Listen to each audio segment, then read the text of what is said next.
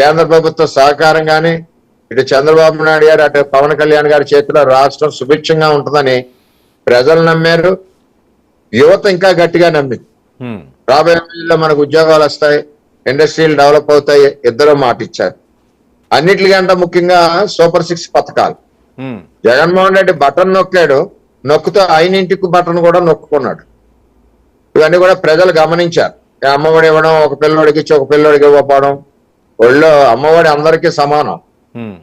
అలాగే ఈ సూపర్ 6 లో గ్యాస్ సిలిండర్స్ ఒకటి మహిళలకి, రైతులకి 20,000 ఒకటి, నిరుద్యోగ భృతి ఒకటి, ఇవన్నీ కూడా ఆడబిడ్డ నిధి ఒకటి ప్రజల్లో బాగా చొచ్చుకుని పోయినాయి. అంటే ఇచ్చిన విధానం ఏంటంటే చంద్రబాబు నాయుడు గారు పవన్ కళ్యాణ్ గారు స్వయంగా సర్టిఫికెట్ మీద సంతకం పెట్టి మీకు ఈ పథకాలు ఇస్తామని చెప్పి తెలియజేయడం ఒకటి. రెండవది అవినీతి లక్షల కోట్లు ఏదైతే జరుగుతుందో అవినీతి జరగకుండా మేము సంక్షేమ పథకాలు ఇస్తామని చెప్పారు. ప్రజలకు ఆ డౌట్ లేకుండా మరి అప్పు చేశారు కదా ఎలా వస్తానో ఒక ఆలోచన ప్రజలకు కూడా వస్తే దాన్ని పవన్ కళ్యాణ్ గారు చంద్రబాబు నాయుడు గారు కూడా ఏదైతే అవినీతి లక్షల కోట్లు జరిగిందో ఆ అవినీతి వీటన్నిటికంటే ముఖ్యంగా ఇండస్ట్రీస్ మరి యువతకు మంచి నమ్మకం కలిగింది, ఉద్యోగాలు ఒకటి అన్ని కూడా బాగా పనిచేసి అన్నిటికంటే ముఖ్యంగా మరి మా పిఠాపురానికి వచ్చేసరికి మరి ఏదైతే పవన్ కళ్యాణ్ గారు మా చేతిలో పెట్టామని చెప్పారో అదే విధంగా మేము గెలిపించి బంగారుపల్లిలో పెట్టి మరి ఆయనకి ఇచ్చాం. చాలా సంతోషంగా ఉంది ఇవాళ పిఠాపురం నియోజకవర్గం. ఆయన యొక్క గెలుపు, ఆయన యొక్క ఇండివిజువల్ మరి గౌరవం, పేరు, అదే విధంగా కూటమిలో అందరం కలిసి పనిచేయడం, ఇవన్నీ కూడా చాలా బ్రహ్మాండంగా అందరు కార్యకర్తలు, తెలుగుదేశం పార్టీ కార్యకర్తలు, జనసేన అలాగే బీజేపీ కసిగా పనిచేస్తాం. మేము పనిచేయడం వేరు, కసిగా పనిచేయడం వేరు. ఆ విధంగా ఈ రోజు రాష్ట్రం యొక్క మార్పు వచ్చింది.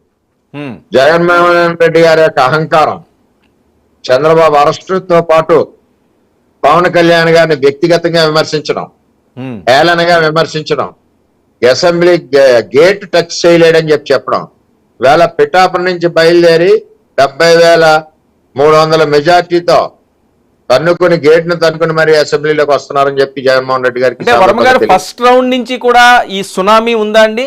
ఫస్ట్ రౌండ్ నుంచి కూడా ఎక్కడన్నా ఏమన్నా? ఫస్ట్ రౌండ్ నుంచి కూడా 4,000 నుంచి స్టార్ట్ అయింది సార్. 4,000, 5,000 నుంచి అలా కంటిన్యూటీగా వెళ్ళింది.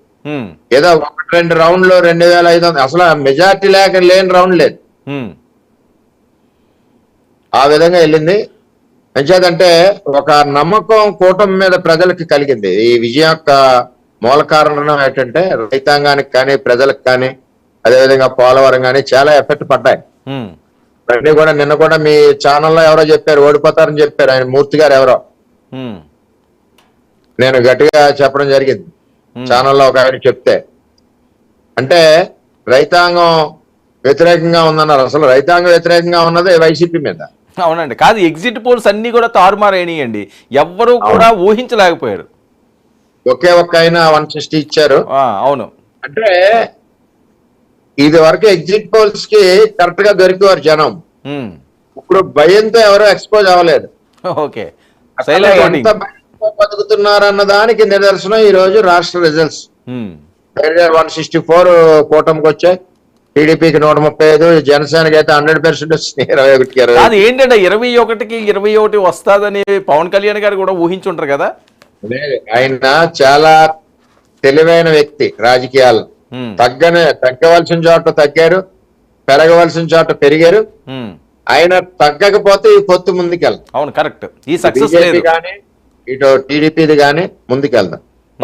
ఒక విధంగా విషయం మరి చెప్పుకోవాలంటే చంద్రబాబు నాయుడు గారు యొక్క ఇబ్బంది ఏ విధంగా చెప్పినా ఇబ్బందికి సహకరించారు, బీజేపీ ఇబ్బంది చెప్పినా బీజేపీకి సహకరించారు, ఇద్దరు ఇబ్బందులకి ఆయనే సహకరించారు. అవును, దట్ ఏంటంటే ఆయన సెలెక్టెడ్ సీట్స్ ఏవైతే ఉన్నాయో అవన్నీ కూడా 100% విజయం సాధించారు. అవును, ఎందుకంటే పవన్ కళ్యాణ్ గారు పార్టీ 9 ఏళ్ల నుంచి ప్రశ్నించారు తప్పితే అధికారం కోసం చూడలేదు అన్నది కూడా ఆయనకి బాగా వర్క్ చేసిందని చెప్పి నా యొక్క పర్సనల్ ఒపీనియన్. అవును, తెలుగుదేశం పార్టీకి 130కి పైన సీట్లు వస్తాయని మీరు అసలు ఊహించారా?